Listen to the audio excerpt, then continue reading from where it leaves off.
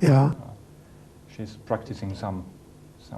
She's a family psychologist. Yes, that's true. Yeah, she works psychologically with dysfunctional families. Yes. Families where there are violence and yes. and upheaval between parents and children. Yes. Even between parents. Okay. Onko meillä Pete valmista? Okay. Just asking if we are ready to start. A couple of questions about your career and the politics and the war and your future. Are we ready? Okay. First of all, Mr. Belafonte, happy birthday. Did you have a great party last Saturday? Yes, as a matter of fact, it was one of the biggest parties I've ever attended for a birthday. I was in Frankfurt, Germany, and we played to almost 6,000 people at the gala. And unsuspecting to me, in the middle of the performance, 6,000 Germans decided to sing Happy Birthday. And it was an astounding experience. First of all, I didn't expect it. And then to find that they sang with such enthusiasm, it was really quite touching. I was very, very honored and moved. You have sang Banana Boats and Matildas in concerts maybe thousands of times. What gives you inspiration to sing those songs year after year? I think there's several things. One is that, first of all, the songs are songs of my youth. They're the songs that I grew up with. Excuse me. And the memories of my growing up in the Caribbean, in Jamaica, were filled with many, many conflicts and different levels of experience. We were very poor. My parents worked on the plantations of the islands, harvesting banana and sugarcane, working for the great fruit companies that had come to exploit the riches of the region.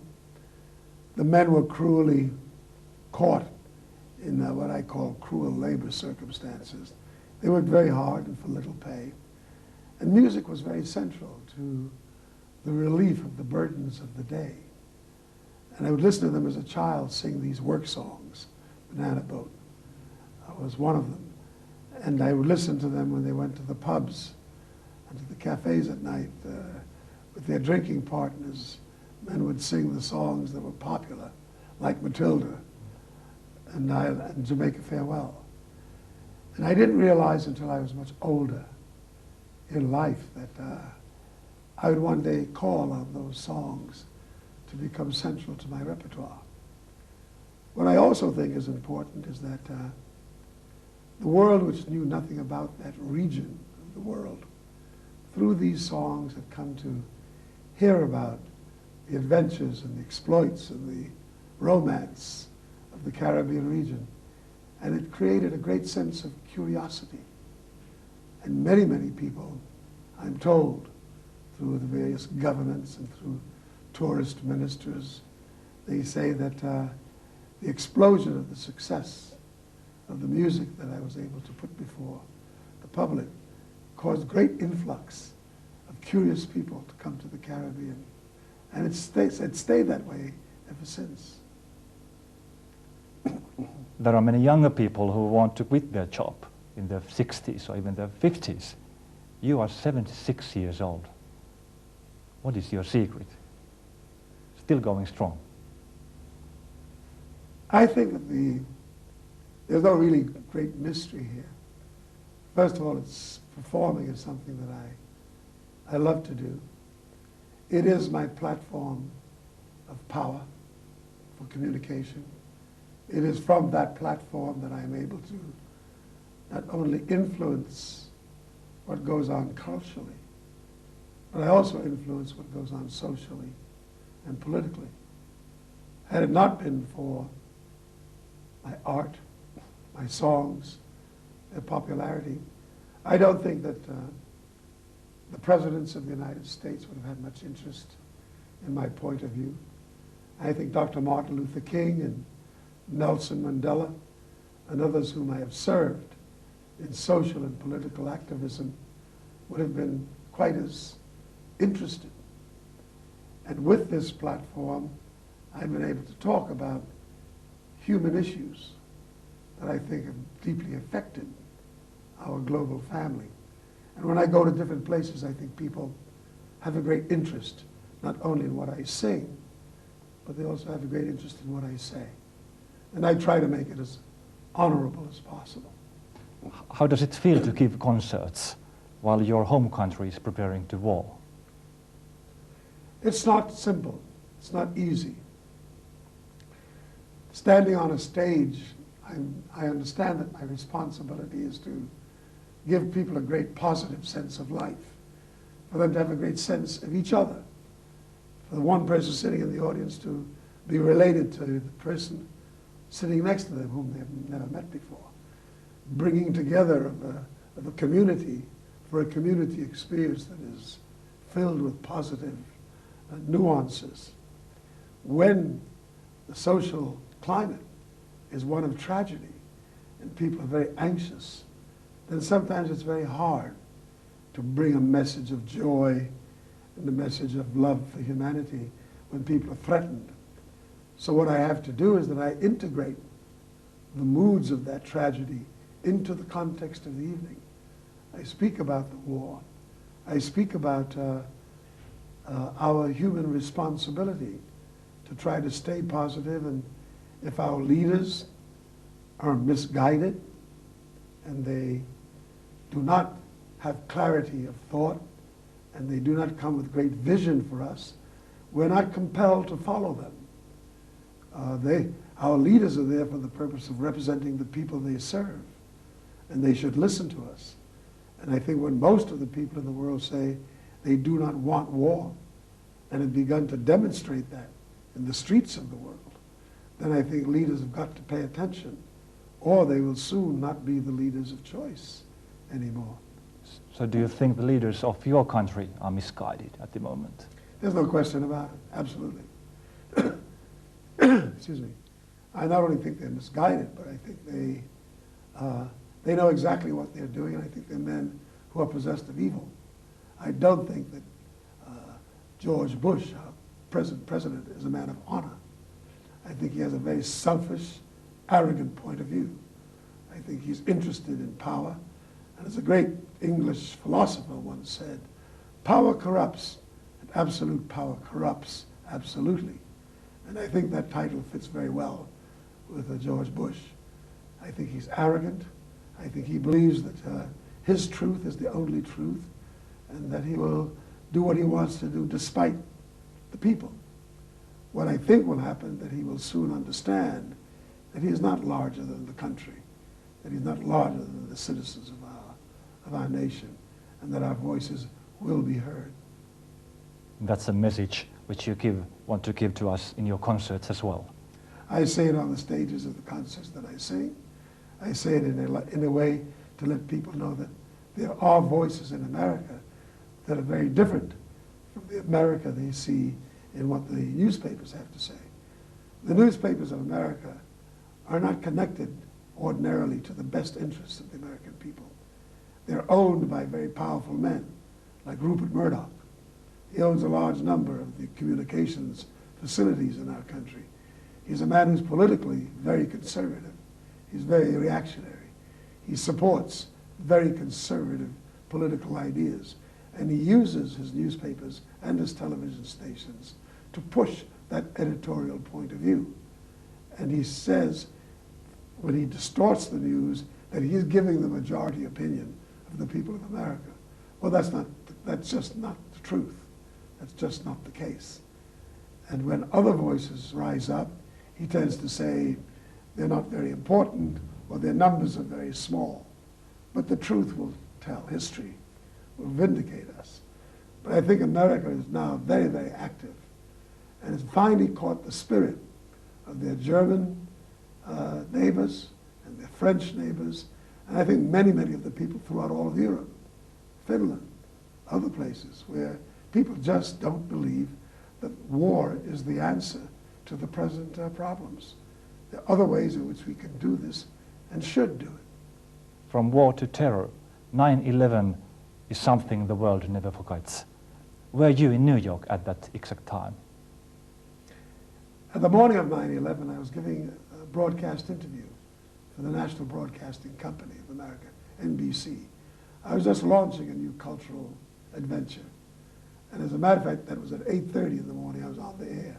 When I left the air, after my interview, we looked at a screen in the studio and saw the first plane entering the World Trade Center. Ironically, I was to have left from the NBC studios to go to the World Trade Center at that very time, to have breakfast with my colleagues just before going to a huge department store, which is one of the largest record outlets in America, called J&R. And we were a little early from the broadcast, and we said we'll have breakfast first at the top of the World Trade Center, which had a beautiful restaurant. And if the disaster had taken place maybe 1 hour later, I would have been caught in it. So your feelings at that time were quite odd, or you had some this could have been my last day. Yes, as a matter of fact, I think anyone who comes close to such a great tragedy often wonders, when it's just a matter of minutes, or one little thing had been different, I could have been one of the victims. But perhaps more importantly is that you think of all the other victims. You try to imagine yourself going through what your fellow citizens had gone through, and it's a thought that is almost impossible to comprehend. Of course, the first thing that many people do is to try to find out why, who and what was responsible, and then work to try to see to it that that never happens again.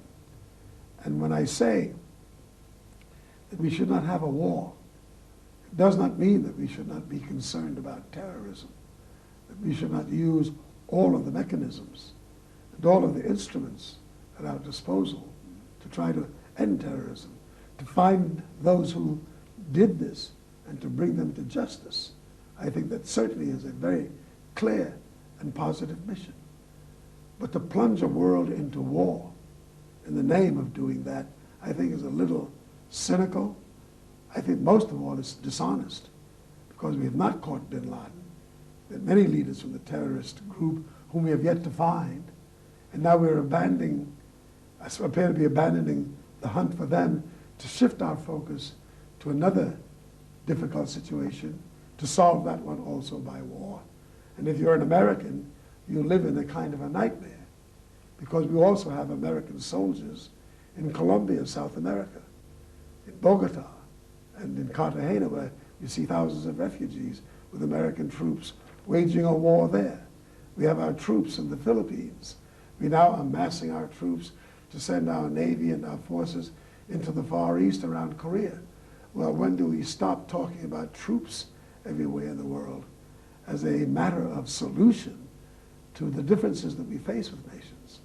The purpose of the United Nations, one of the great institutions of our time, is to use that center to discuss and to have the global community come to the assistance of weeding out tyranny and bringing sanctions and bringing economic pressure and bringing social pressure to bear. One must keep in mind that two of the greatest tyrannies at the end of the 20th century was Stalinist Russia and what it had done in the abuse of the socialist concept of life. It turned out to be one of the great tyrannies of mankind. And so was apartheid in South Africa. There was no institution more cruel than what apartheid had done. Yet, in both of those instances, not one shot was fired, and those nations collapsed from the will of the people in those countries and the will of the people outside. Yet no lives were taken. The system collapsed, and now both of those nations are trying to rebuild themselves into new and to meaningful societies. So history shows that this can be done. I think those who run off into war very quickly, without thinking about it, have another agenda. And I don't think the agenda is to the best interests of the citizens of the country that these men serve. From world politics back to music. From Helsinki, you're traveling to Central Europe. Shall we still see you here in Finland somewhere in the future? I would hope that as long as I live, and that as long as audiences express the desire and give me the welcome that I get, I would want to sing for as long as I can. I've had a very good time in Finland each time that I've been here. I've found the Finnish people to be very warm, very enthusiastic. They sing very lustily when I ask them to sing, and they participate in the evening. I also have been to Finland when I'm not singing. I've been here twice on special events for the United Nations Children's Fund, UNICEF. You have a great UNICEF committee here, and you do a lot in helping the peoples of the developing world. Everywhere I go in the world, looking at the people who are working to help children who are caught in violence and great tragedy, I find many volunteers from Finland, and it says a lot about the Finnish spirit and the sense of the humanity of the Finnish people. So I enjoy being among the Finns. They're very, very nice people. Thank you, Mr. Belafonte. Thank you. Thank you. This was great. I mean, all the words about the war and Mr. Bush. I mean, that's something, I saw it in your eyes. I mean, you just, well, if you could be the one who decides things, I mean, it's not in our hands. I know. Okay, thank you. I tell you, you are making a difference. You have no idea that Americans always thought that Europeans didn't care, that somehow they're caught in some old antiquity of life, that Americans are the only modernists and the only ones who truly know. And the voices that have been raised in Europe have had a stunning impact on Americans. We see it, and people are very, very encouraged. Yes. And they feel almost as if they belong to a global movement. I think it's very important. That's quite encouraging, yes, because many people here don't understand that we could have the power, I mean, with our words. Absolutely. Yes. Absolutely. Yes. No question about it. Thank you so much. Do you think we could have some signing here? Yes. That's for me and for him. It's that's for I have a special pen.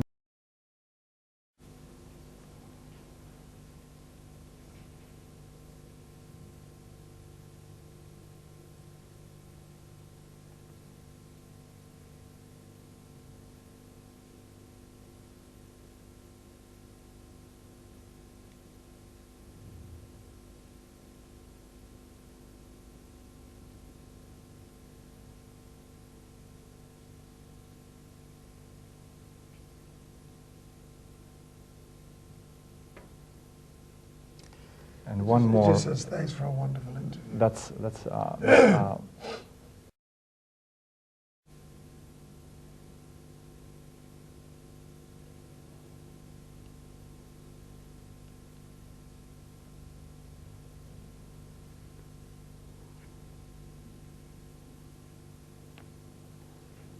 Are you traveling alone now? So you don't have your wife? No, right now she's on a mission Aha. Against the war, organizing in the United States for a great demonstration Oh yes, tomorrow. yes. And she's with the children from UNICEF. So she had a choice to come and see yet another concert or to stay and do the work. We agreed that she was more important at this time. That's true. That's true. It just says, grateful that I'm you grateful have. that you have endured. Yes. That's. I'm so thankful, and the